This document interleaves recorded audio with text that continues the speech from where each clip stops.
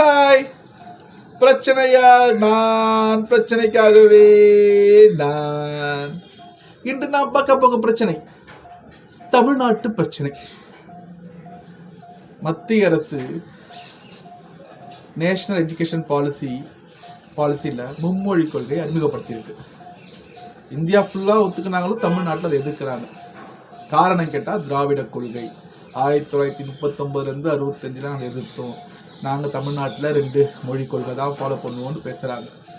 So எந்த தரப்பு நியாயம் தர்மம்னு பார்க்கலாமா? சரி, இந்திய அரசியமைப்பு சட்டம் என்ன சொல்லுதுன்னா 1950 எழுதினாங்கல்ல, அதில் என்ன சொல்லுதுன்னா இங்கிலீஷ் ஆங்கிலேயரை நம்ம விரட்டிட்டோம்.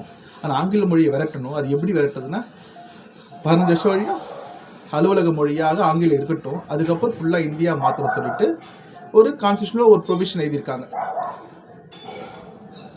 அதுபடி 1965 இந்தியா முழுவதும் ஹிந்தி இம்ப்ளிமெண்ட் பண்ண பார்த்தாங்க. அப்போ இந்தியா ஃபுல்லாக ஒத்துக்கினாங்க. தமிழ்நாட்டில் மட்டும் ஓவராக எதிர்ப்பு, ஹிந்தி இம்போசிஷன் சொல்லி எதிர்ப்பாங்க. ஆக்சுவலாக அது ஹிந்தி இம்போசிஷன் கிடையாது, ஆங்கிலத்தை விரட்டத்துக்காக அது ஆரம்பித்தது. ஆனால் அது தமிழ்நாட்டு திராவிட கழகம் ஹிந்தி இம்போசிஷன் சொல்லி அரசியல் செய்து ஆட்சிக்கு வந்தாங்க. அது அடுத்த விஷயம். ஸோ ஒரு லாஜிக்காக பார்க்கலாம். ஒரு அரசு உருவாச்சுன்னா கண்டிப்பாக ஒரு மொழி உருவாகும். மராத்தா மொழி எப்படி இருந்தது? மராட்டியர் அரசு சிவாஜி காலத்தில் தான் மராட்டா மொழி நல்லா வளம் பெற்றது. அது மாதிரி ஒவ்வொரு மொழிக்கும் ஒரு ராஜா தான் உருவாக்கியிருப்பார். ஸோ இந்தியா நாடு ஒன்று உருவாயிருக்கு. அப்போ அந்த ராஜா என்ன பண்ணும், ஒரு மொழியை உருவாக்கணும் இந்திய நாட்டுக்குன்னு. அதானே ஒரு பண்பாடு. இந்திய நாட்டுக்கு ஒரு மொழியே இப்போ கூட இங்கிலீஷ் இருந்தால் அப்போ இன்னும் இங்கிலீஷ்காரன் கடுமையாக இருக்குன்னு அர்த்தம். என்னை பொறுத்த வரைக்கும் ஒரு மொழியை உருவாக்கணும்.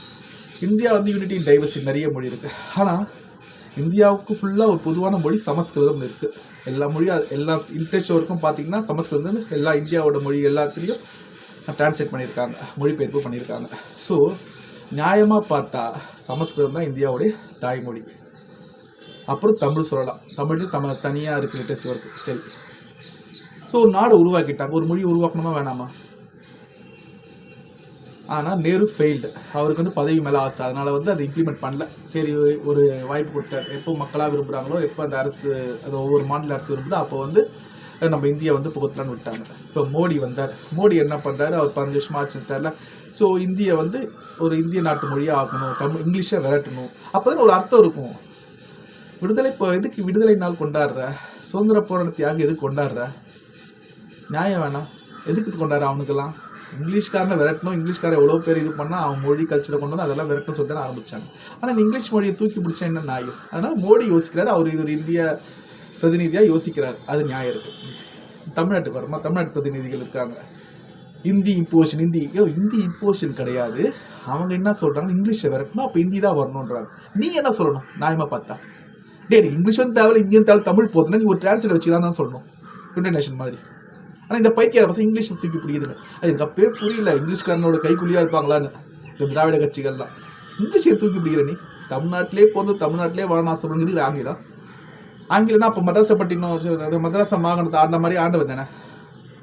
இங்கிலீஷ் தூக்கி பிடிக்க எனக்கும் இன்னும் அந்த கான்செப்ட் புரியல. வளர்ச்சி அடையணும். வளர்ச்சின்னா என்ன சொல்லும்? சரி, எல்லாரும் காசு போட்டு விட்டுரு, ரிசர்வ் பேங்க்கில் பணத்தை அடிச்சு எல்லாரும் கொடுத்தா அவன் வளர்ச்சி அடைஞ்சிட்டு போனோம். அது இல்லை லாஜிக். தமிழ் மொழியை வளர்க்கணும், தமிழ் கலாச்சாரத்தை வளர்க்கணும். அதுதான், அதை வச்சு தான் தமிழ் மக்கள் வளரணும். அதுக்கு பேர் தான் பண்பாடு, ஒரு நாகரிகம் சொல்லுவாங்க. அதை வச்சு தான் ஒரு மாநிலம் வளர்ச்சிக்கணும், ஒரு நாடு வளர்ச்சிக்கணும். ஆனால் இங்கிலீஷை படித்தா வளருவாங்க, இங்கிலீஷ் பதவிக்காக ஆட்சி நடத்துதுங்க. இதுங்களாம் என்ன பண்ணுறது எனக்கும் புரியலை. ஆனால் என்னை பொறுத்த வரைக்கும் இந்தியாவுக்கு ஒரு அடையாள மொழி சமஸ்கிருதம் இருக்கணும், தமிழ்நாட்டுக்கு தமிழ் மொழி இருக்கணும். அதான் என்னுடைய தேவை.